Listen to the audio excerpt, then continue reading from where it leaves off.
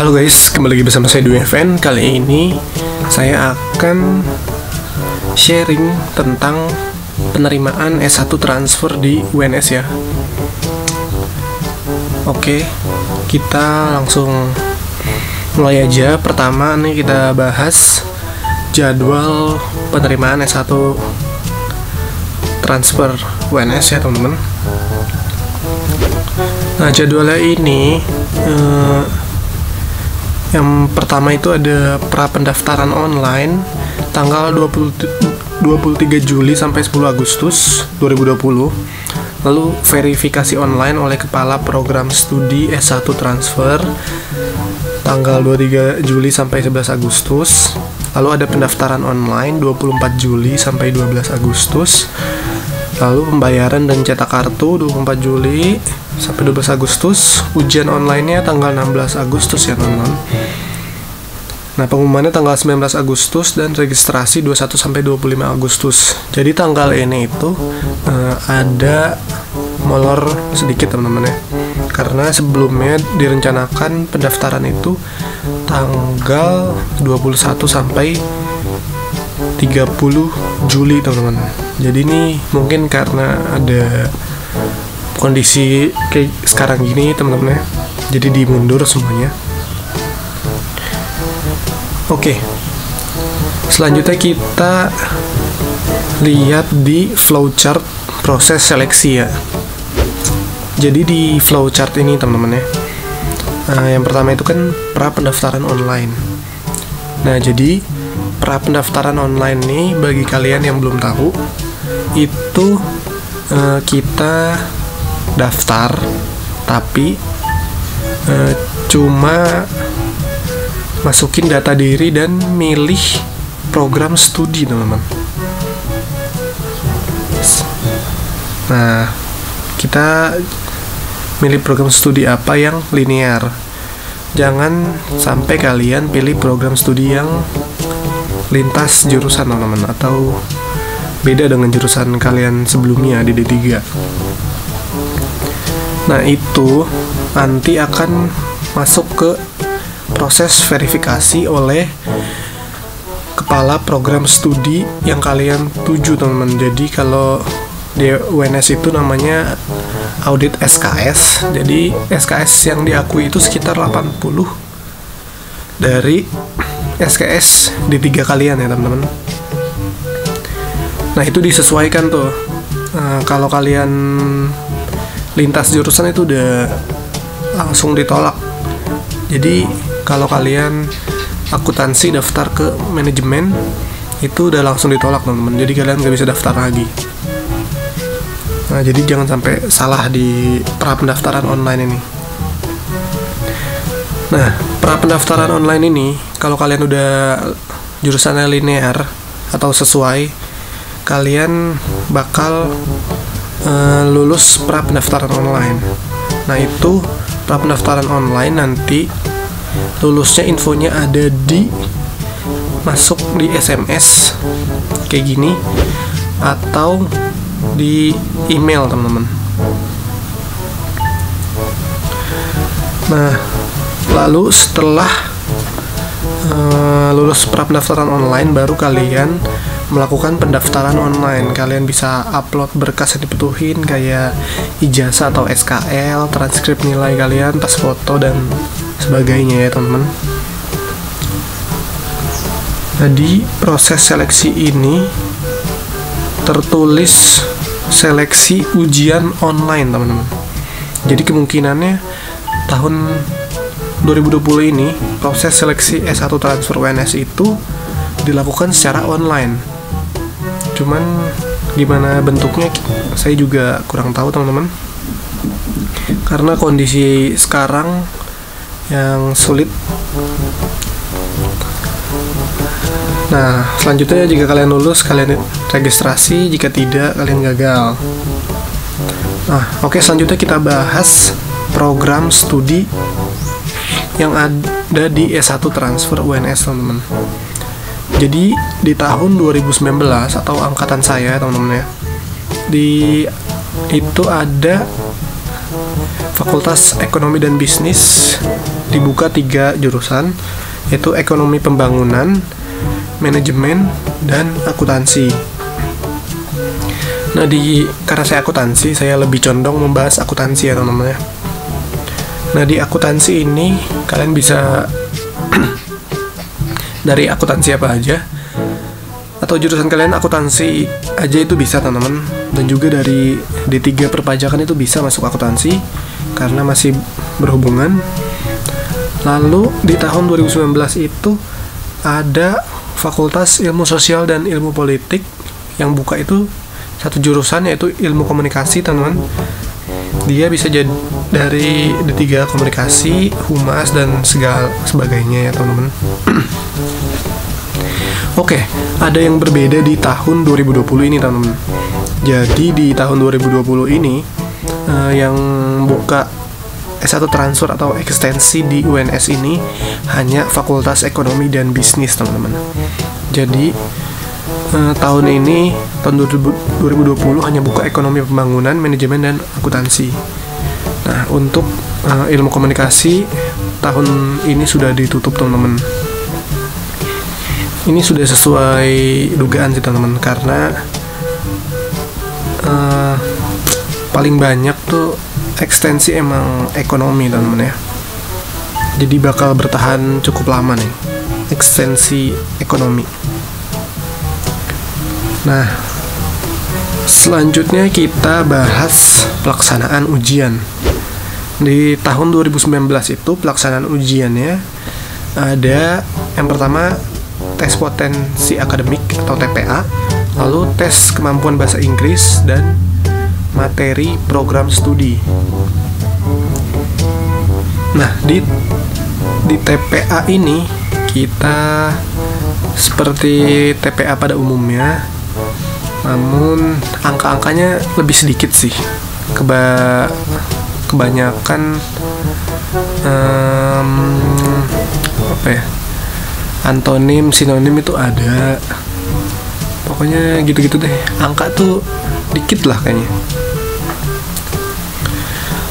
Terus di tes potensi akademik ini kemarin itu ada kayak tes psikologinya gitu teman-teman.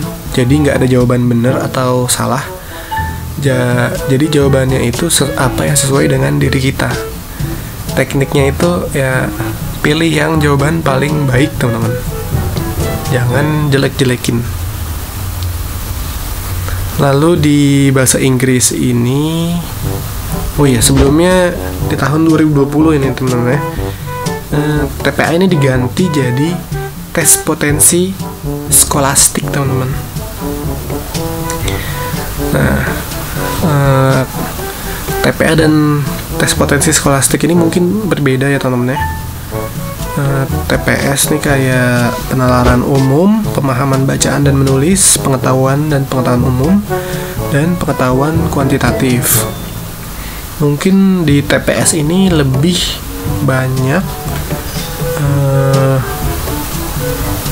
pemahaman bacaan dan menulis, kayak paragraf-paragraf gitu kayaknya teman-teman ya. Saya juga kurang tahu nih TPS, karena di tahun 2020 ini udah diganti jadi TPS. Lalu di materi ujian online ini di tahun 2020 itu 2 teman-teman, TPS dan bahasa Inggris. Ini di satu kalimat, sepertinya TPS dan bahasa Inggris nih digabung teman-teman, jadi sekali jalan waktunya. Kalau 2019 kan masing-masing satu sesi gitu. Nah, lalu ada tes kompetensi program studi. Jadi ini materi program studi yang kalian tuju itu bakal diujiin teman-teman. Nah, karena saya akuntansi, saya akan coba bahas sedikit di materi program studi akuntansi teman-teman. Jadi di akuntansi ini kira-kira soalnya 50 atau 60 ya teman-teman ya. Dan didominasi oleh akuntansi dasar teman-teman. Jadi saya sarankan untuk belajar teori akuntansi dasar teman-teman, atau pengantar akuntansi 1 dan 2. Nah, itu tuh kayak dasar banget sih. Buat kalian yang baru sidang D3 langsung tes itu biasanya masih anget sih. Itu kayak siklus akuntansi. Soal yang paling saya inget itu bagaimana siklus akuntansi yang tepat. Jadi nanti A, B, C, D, E ada yang diacak.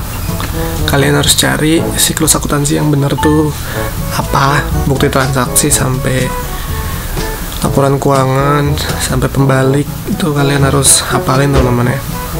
Karena itu dasar banget sih. Terus ada beberapa jurnal umum teman-teman. Kalau jurnal sih waktu itu cuman 1 atau 2 soal ya teman-teman ya. Jadi kebanyakan itu teori.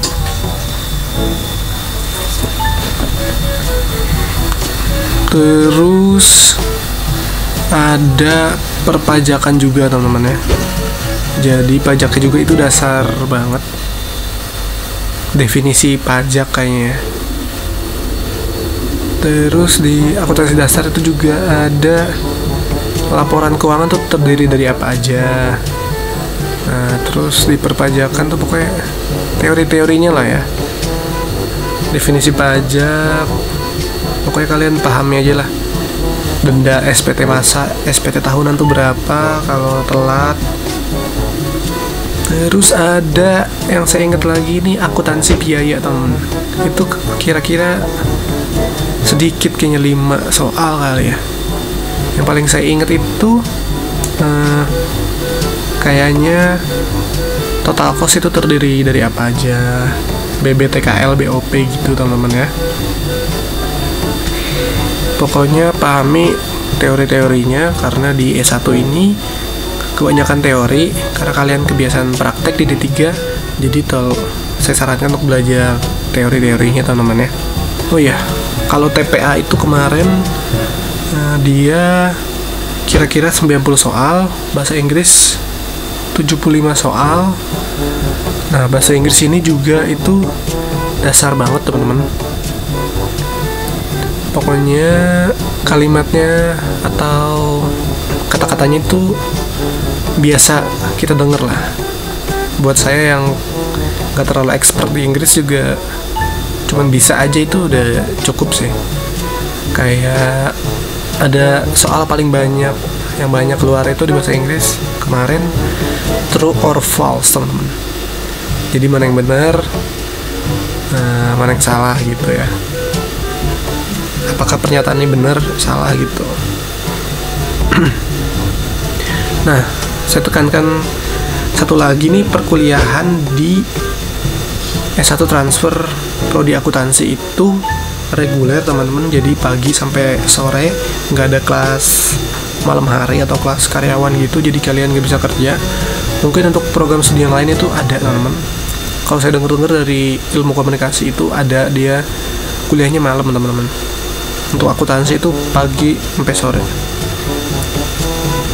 Karena kaprodinya bilang biar kita itu fokus belajar teman-teman.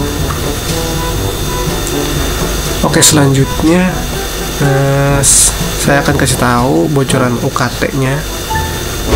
Untuk akuntansi itu sekitar 9 jutaan, lalu ekonomi pembangunan itu sekitar 7,6 jutaan, lalu manajemen itu sekitar 8,3 jutaan. Dan yang paling murah itu ilmu komunikasi, yaitu 6 juta pas teman-teman. Tapi ilmu komunikasi udah nggak ada, jadi UKT paling rendah itu ada di ekonomi pembangunan. Akuntansi itu paling mahal teman-teman, karena kita mainnya uang teman-teman.